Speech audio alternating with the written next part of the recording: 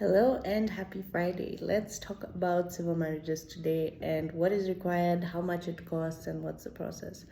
So, civil marriages are done by your civil registrar, who is us, or the DCC, and they are done at your county headquarter offices. So, if you're in Laikipia, your county headquarter offices are here in Nyanyuki. If you're in Bomet, your county headquarters offices are somewhere else. There's a whole list of them, so all you need to do is just check out where you can get married, and that is where your county headquarters are. Or alternatively, you can ask your chief or your DO, and they'll be able to tell you where your county headquarters are so that you can get married. Okay, so you and your person have gone through the proposal and you've decided you want to have a civil wedding. Where do you start? You go to the chief with a letter that states that you live in his jurisdiction. Then you come over to your county headquarters to meet the civil registrar. Once you meet the registrar, you will have to come with a few documents. These documents that you'll be required to come with are the chief's letter, a photocopy of you and your spouse's ID, and a photocopy of you and your spouse's birth certificate, and 2 passport photos.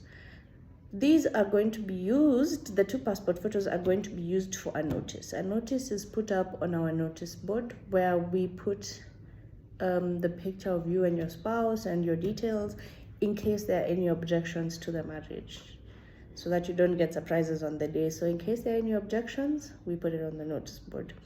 You pay 600 shillings for the notice, and once it's put, it stays for 21 days. After those 21 days, and there have been no objections, you come back, and now you're good to go. So you bring your ID copies of your 2 witnesses, and you will pay another 3,300 shillings. This money is now paid to for Laikipia, we paid to an account for the registrar. The 3,300 shillings covers the affidavit that you're going to sign of marriage, your certificate for the registrar, and your marriage certificate. And once you've paid and you've given out all the documents, you are given an appointment, and then you come and get married. So on the day of the wedding, we don't really restrict you on what you can wear, what you can do, who you can bring. It's your day. So you can come in your wedding gown, you can dress up, you can have your flower girls, you can have your videographer, you can have your photographer, you can have your family come, you can have your friends come. It's your wedding. It's just where you choose to have it is different. And once that is done, on the day of the wedding, you can come with your people, and we have the ceremony here. The ceremony can be done in English or Kiswahili, and it's very, very short. It doesn't take more than 30 minutes, 30 to 45.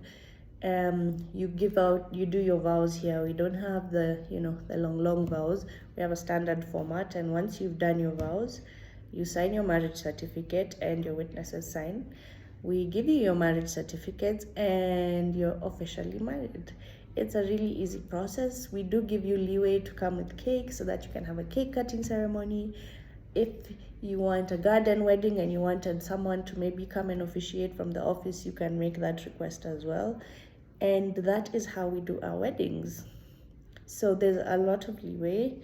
Just because it's a civil wedding doesn't mean it's stuck up and it's tense. You can make it as fun as you want. You can have some songs, some dancing, you can have some fun. At the end of the day, it's still a very special day. That is how you have a civil wedding in Kenya.